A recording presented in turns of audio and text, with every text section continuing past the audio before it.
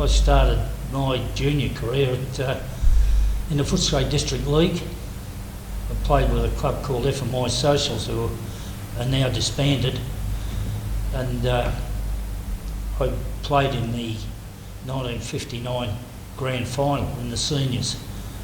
And it wasn't only until a few years ago that I thought I got promoted straight from the under-18s to play in the grand final.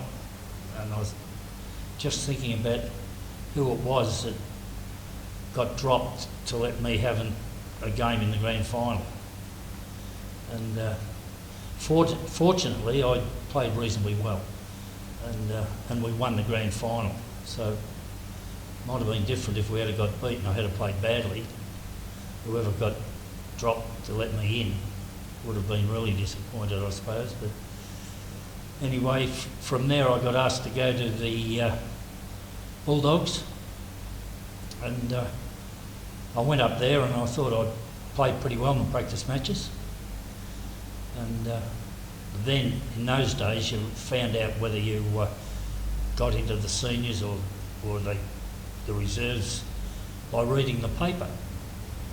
Anyway, I found out that I didn't get selected, and which I was disappointed, because the couple of blokes I played on, I thought I played as well as they did. But anyway, about a week before the season started, I got approached to come down and play with the thirds, and I ummed and ahed over that. Anyway, a chap that I knew said, "Look, I think you're better off to go there." So I did, and I played 6 games with the thirds, then I played 2 with the reserves, and the 9th game of the year I got my first senior game, which was against Collingwood. And I had fortunate enough to play in the 1961 grand final, which Hawthorn beat us. And I had 10 years at the Dogs, and played 162 games. I had 6 state games, and I was All-Australian in 1966. And it was then that I thought, 10 years, I just got married, and I thought I could have made more money working on a Saturday than I did get playing footy. So anyway, I told the club that was it, I was finished. And I got an opportunity to coach at Devonport, and they said that they'd get in touch with me. And, 6 weeks went past and I hadn't heard anything. And then Geelong West, out of the blue, said, "Would you be interested in coaching down here?" So I come down and had a talk to them, told them that I was waiting a reply from Devonport,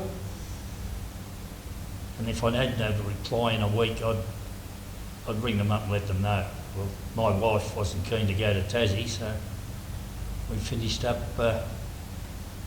taking the job that was offered down here at Geelong West. It was, I was here for 2 years, and they were fairly young side at the time, and it was a little bit difficult to get a team together and to play the way I'd like them to play, and there was a bit of a struggle. And after a couple of years, they said, "Listen, Billy Goggin, we might be looking to ask him to come down." And I said, "Well, you've seen what I've done, and I think Billy would probably be a better coach than I was." So we shook hands, and that was the end of the deal. But from there I went, I lived in Werribee. I went back home, and Brucey Comben was coaching Werribee at the time, and he said, "You want to come down and play here?" And I said, "Oh, Bugsy, I'm just about finished. You know, I think it's time I give it away." He said, "Oh, look, we've got a young team here. It'd be handy if you come down and play." sort of become an on-ground coach.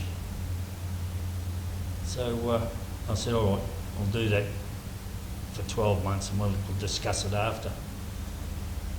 Well, we'd done the 12 months and Bruce gave it away and they offered me the job and I stayed there for 2 years.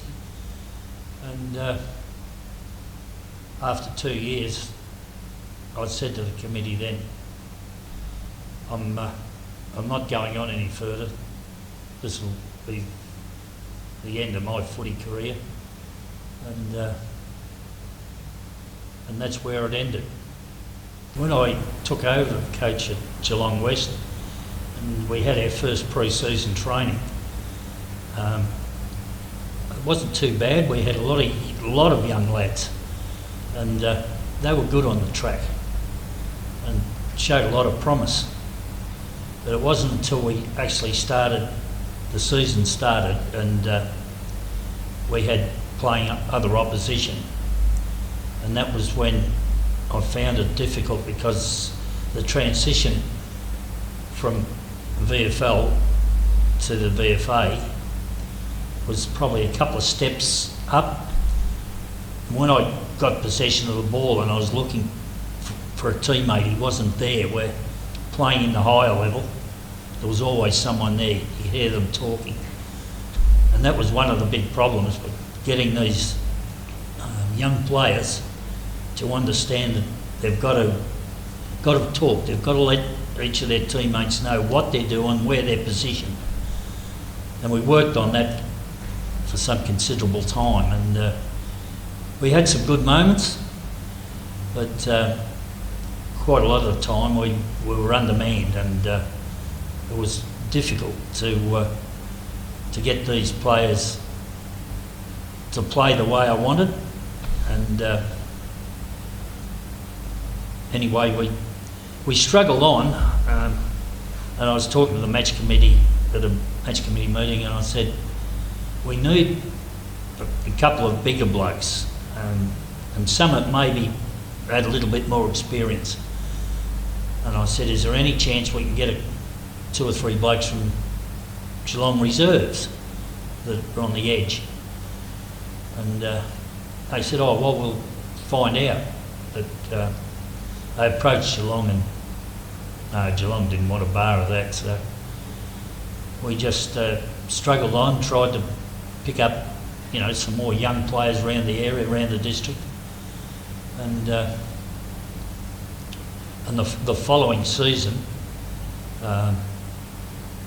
we had some of the players that were starting to develop, and I thought some of these kids are going to be all right.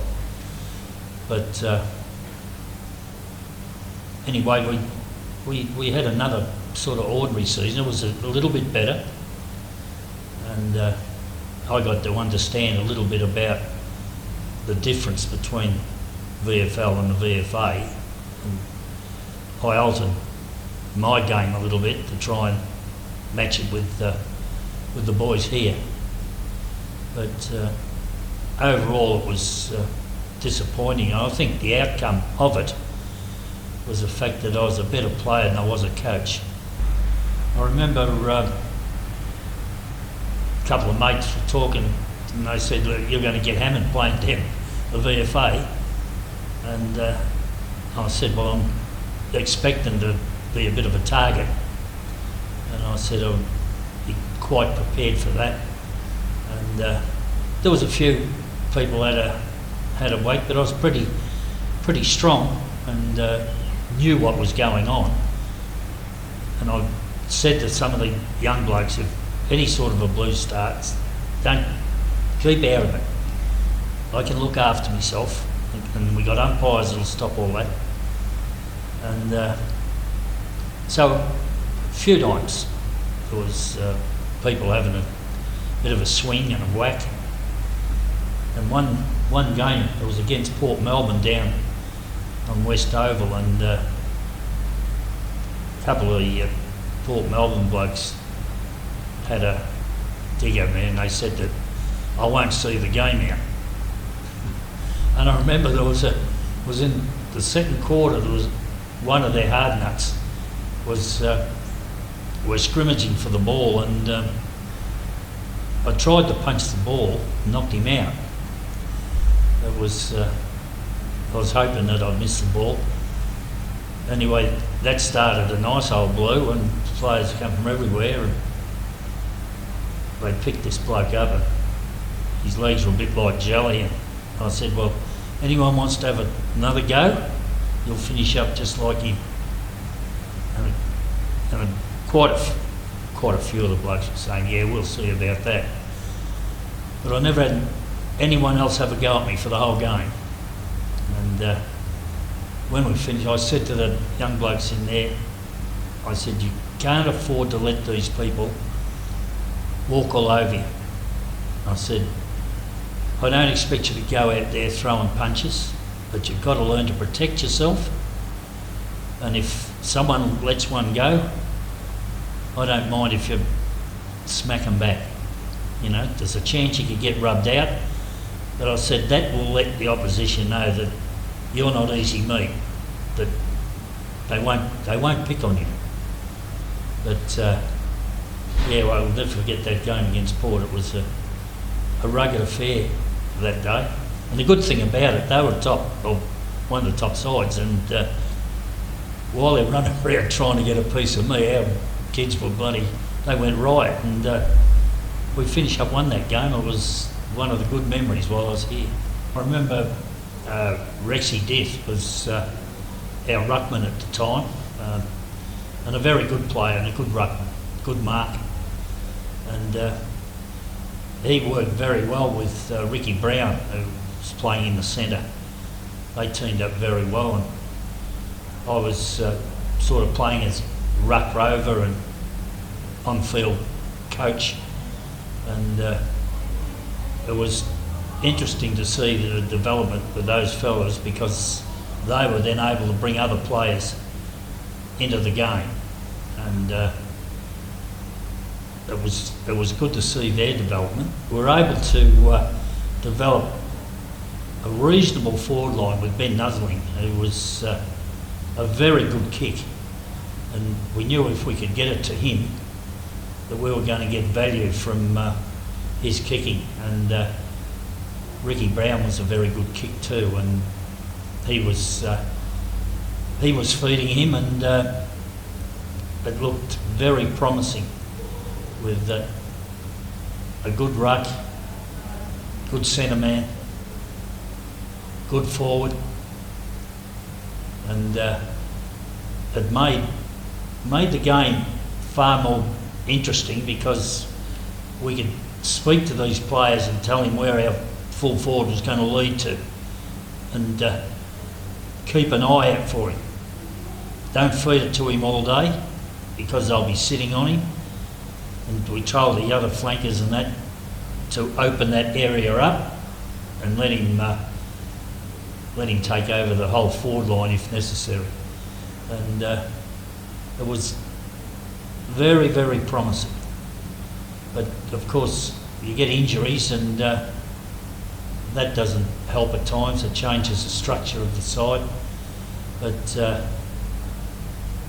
anyway, we struggled on again. As I said, it was a young side, still learning the ropes, and it was just starting to develop.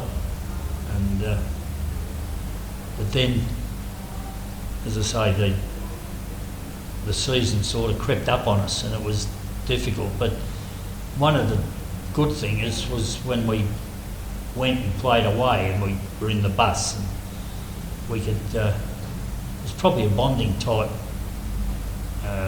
trip.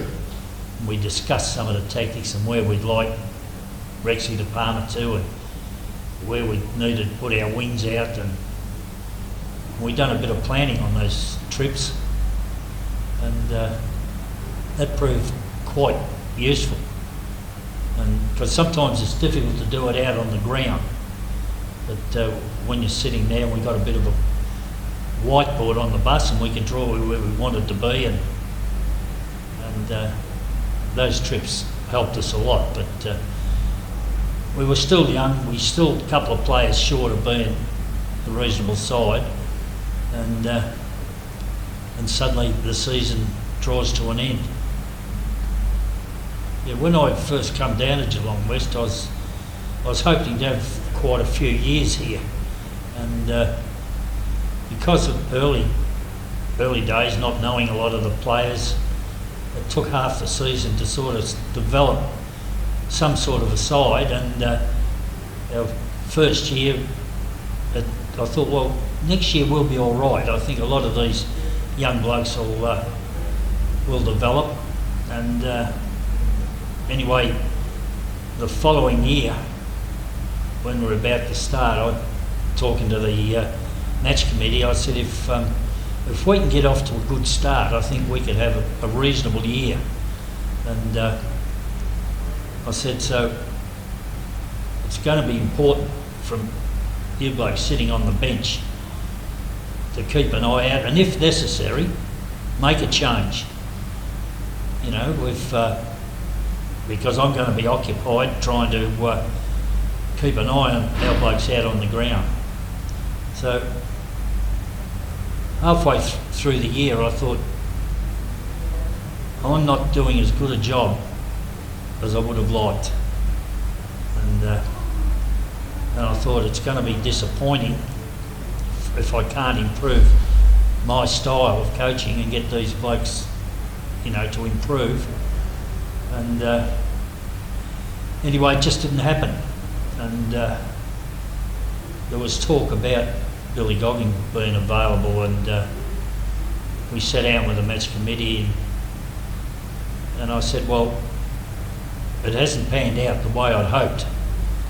And I said, I think when I sit and think about it, I was probably a far better player than I was a coach, or I am as a coach.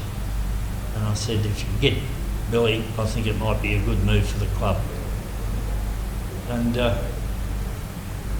we just stood up, shook hands, and they said, I think you're right. And that was the finish of my involvement at Geelong West. You've given your heart to get here and your soul to get it right. You can take 'em boots and all, but it's sure gonna take a fight. When you spend all week getting to your peak, you're gonna have your say. You bet. On Sunday, it's gonna be a fight.